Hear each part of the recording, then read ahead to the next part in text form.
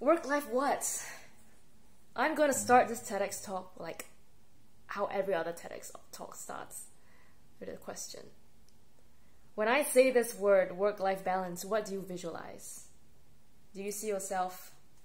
I'm gonna give you a moment, like 5 seconds, just to kind of think about it. Alright.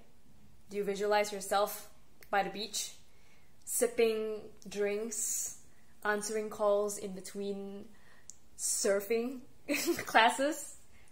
Or do you just want like extra time after work just to play a video game or watch the latest Attack on Titan episode or something? So work-life balance is different for everyone, right? And there is a lot of different ideologies that surround this term.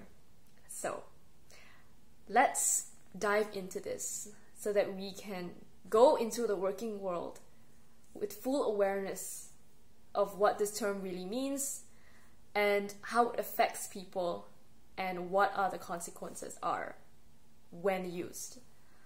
So a lot of companies right now use this word as, it's a buzzword that all companies use to hire younger talent. But what do they really mean by this? And a lot of younger talent use this word also to kind of get what they want in a way. So there's kind of a lot of resentment and negative connotation behind this term. And a lot of positive one too. It's like a durian, whether you really like it or you just don't. So let's just break this down today, and we can be all responsible adults when we enter back into the working world, or like, I don't know, talk about this with HR at least, or his superiors. So I have a full-time job. I'm the head of product design at Imagine, and it deals with stock images and photo editing and a couple of crypto projects. So I put my timestamp there because it's a 9:30 to 5:30 job. It's a full-time job, you know. And that is the work side of my life. So the play side of my life would be me learning which is like a Chinese instrument. I started learning it just a couple of years ago, like 4 years ago. I'm in grade 6 now. And I do it every Saturday, and then I do pole fit as well every Sunday. I do drawings and crafts whenever I'm free also, like once every 2 months. And yeah, on the side, I have my own publishing company called Penwings Publishing. So I not only I publish myself, I publish other people as well. And I do this after work hours and weekends during free time. Sometimes during lunch, I'll do like lunch meetings. And then I've just started learning harp. Yeah, so it's every Thursday on a weekday. So for community-wise, for volunteering, I volunteer for Impian Kencana as well. It's an NGO to teach design thinking to underprivileged children, and rock climbing and scuba diving and traveling or whatever, right? So the reason why I put timestamps there will be relevant soon. I promise you. Okay, so why do I do all of this all at once? Is it just to like show people that I can do more stuff? Yeah, that's what people think. But actually, I'm just trying to be better than who I was yesterday. So every day I need to improve myself. So for some reason, it has gone into like a whole myriad of things that I found myself doing. It actually comes down to my values as a person. So I've actually been to therapy once just to kind of figure out like what goes on there, how CBT works, because I'm a very, very huge advocate for mental health. So I discovered my main values in life was self-development, supportiveness, and honesty. So in every single decision I make every day, I go back to these values. So does this particular task make me grow as a person? Does it help me does it develop me positively? Or does this task have anything to do with supportiveness? Do I need to support someone, or do I need support in return? Am I honest with my decisions? So my key value also, it's like, are we all to work to our deaths, or are we going to be broke on our deathbeds? So there should be an equal amount of like life and work, right?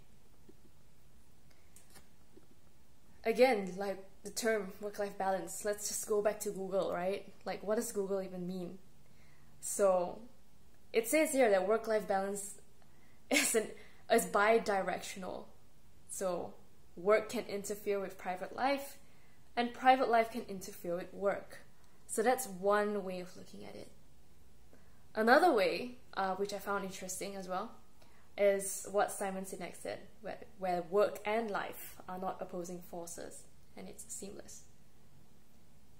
These two main ideologies aren't wrong.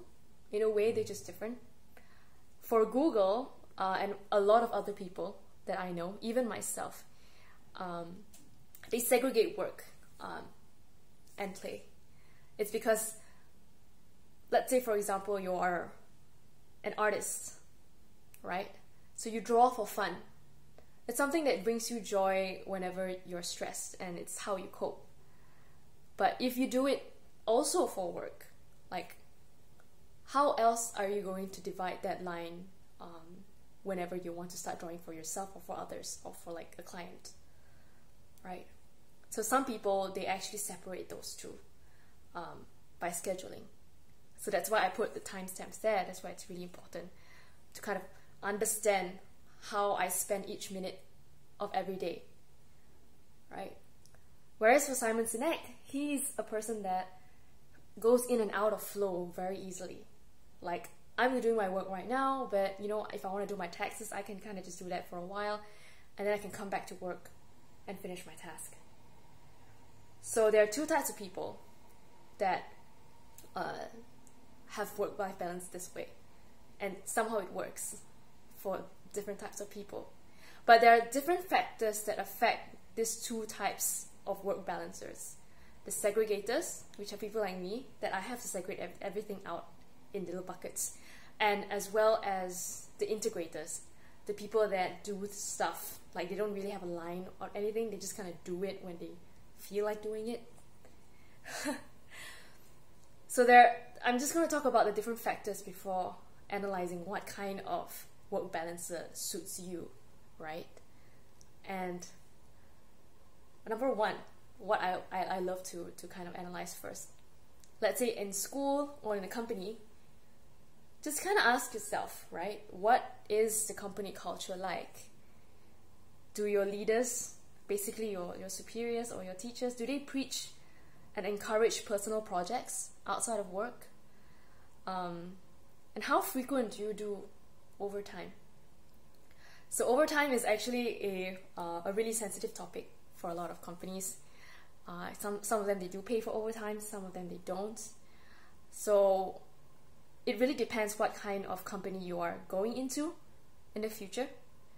So let's say if you're going into a more traditional company that does not really support outside projects, and they really just want you to focus on your task at hand. So that way, being an integrator, it's a bit more difficult, because the thing is, they want you present like 24/7, compared to like other digital companies where they are a bit more freer and they trust you. So yeah, it depends on company culture whether even the leaders themselves practice what they preach. They do have their own personal hobbies, and they do support things outside of work as well. Number two is the nature of work. So let's say if your work or your future work requires super high collaboration, super high, like you need to sync up all the time. Like for my job, like head of product design, I talk all the time. I need to talk to all stakeholders all the time, and I need to be available at certain hours of the day. So that is the main reason why I'm a segregator. Like, I can't just disappear and go walk my dog or something. I don't have a dog, but I can't just disappear and do laundry, right? And be an integrator and come back to my task kind of thing. So it is very, very high collaborative. That's why I need to segregate my time from work. Unlike Simon Sinek, who maybe he has a schedule of, like, maybe he blocks out parts of his calendar to do his own personal things. Yeah, so it is the nature of work. If it does require a lot of high collaboration, then being an integrator is going to be a bit difficult to work-life balance. So the next factor is trust earned, right? Let's say you're a new person in the company or like in school or whatever, and you just want to come in and say like, I want work-life balance. Like, I don't want to OT, you know? And there's a lot of entitled people that come in that way. And it leaves a negative impression in the company and also future companies that call that person, that company for a reference, right? So as a new person, obviously we have to work even harder. And we need to understand that other teammates, you need to earn the trust of other teammates as well. Do they trust you enough to leave you to your own devices, like an integrator? Do they trust you to complete your task with the highest quality without, micromanaging you in any way? So being an integrator when you're a new employee is very difficult. Being a segregator though, like really focusing your time, that's what I think, is focusing your time at work and giving you 100% at work. And then doing your play stuff after work, that will be a bit more understandable if you are a new employee. But let's say if you're there and you've gained the trust of everyone and everyone knows that you can do your work, like this guy is dependable, this girl is dependable. So if you have a high amount of trust in your team, then yeah, by all means, you're an integrator. So next is cognitive shifting ability. So if you are a person that have a bunch of experience in moving between tasks quickly, not to say multitasking, not doing multiple things at once, but you're able to move your focus from one task to another very quickly, then being an integrator is very easy for you. Because the thing is, yeah, you could be feeding your kid and then you could be replying an email and doing this and that. So it's very easy for you to go in and out of flow. But if you are a person that struggles with getting into flow, then being an integrator is very hard. So again, a newbie plan for work-life balance as a segregator, right? Honesty as well is the fifth factor. Is it a safe environment for yourself and your colleagues to share their ideas and basically give feedback and honest replies whenever a task is given or discussed? Because if there is no honesty, then there is no transparency in what the task is supposed to be done, right? And then you'll be OTing for things that you don't find value in. So there should be enough honesty between supervisor and also subordinate. Time management. So have you mastered the art of estimations? Can you estimate how much time you need to complete a task? So let's say if you're an integrator like Simon, right? And he can complete this particular code website in this particular amount of days or hours. So that way he can manage expectations very easily. So that way he can disappear in I don't know, any times of the day, as long as he completes his task on time with the deadline. So let's say if you have trouble with time management and you don't know how to estimate, you don't know how long you would take to complete a task, then being a segregator is a bit more safer. Communication and delegation is your next factor. Let's say, can your team function without you for a brief period? Are you able to train your team enough to be independent? So let's say if you are, you have a team of very young people or very new people, not only young but new, obviously you can't disappear. You have to be there to handhold them for at least a couple of weeks before they are truly independent. And then only you can be an integrator and trust them fully and delegate tasks responsibly. And finally, the final factor is hiring tests and probations. So basically, is the hiring process in that company that you're joining detailed enough or thorough enough to ensure that there will be no abuse of trust? So a lot of companies right now, unfortunately, there are some that say, please stop talking about work-life balance. If people want to work more, let them work more. Or if there are, please don't talk about work-life balance, because the thing is, people will abuse that term and like not want to come to work, or not reply emails, urgent emails, or appear when times are rough and like there's emergencies. So definitely hiring someone who is responsible and understands that volcanoes happen, certain out of the blue emergency situations happen, and you have to be there. People that are responsible, it's very important that these people are hired properly. Yes, not just like people that are like entitled and don't feel like they should, be responsible and have ownership over their work. Yeah, but we also need people who are also mature, that they can take care of their own mental health and know their boundaries, but set their boundaries respectfully as well.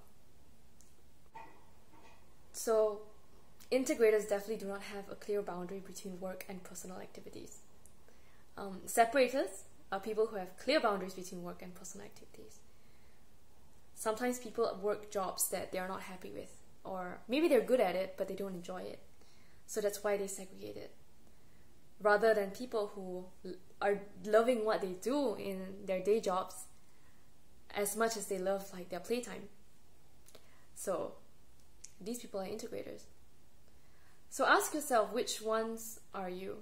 Like, how are you? Like right now in your company, all these 8 factors that I've mentioned, which ones describe you better? And I wish you all the luck you need to talk to your supervisors in the future, or at least understanding what are the different facets that are involved when it comes to work-life balance, because we all need to be responsible human beings towards one another, and we don't want to be like roadblocks to anyone, and we want to be pleasant in the workforce as well. So find your own balance, experiment being an integrator or a separator, and see which one works for you. Measure the consequences, like being an integrator or a separator. How does that affect your family life? How does it affect your friends, your work life? Try it out. If there is a negative outcome for one way, you can always try another way. There's always a balance. So which one makes you feel more alive, happier, and encourages more harmony between the household and workplace? Thank you.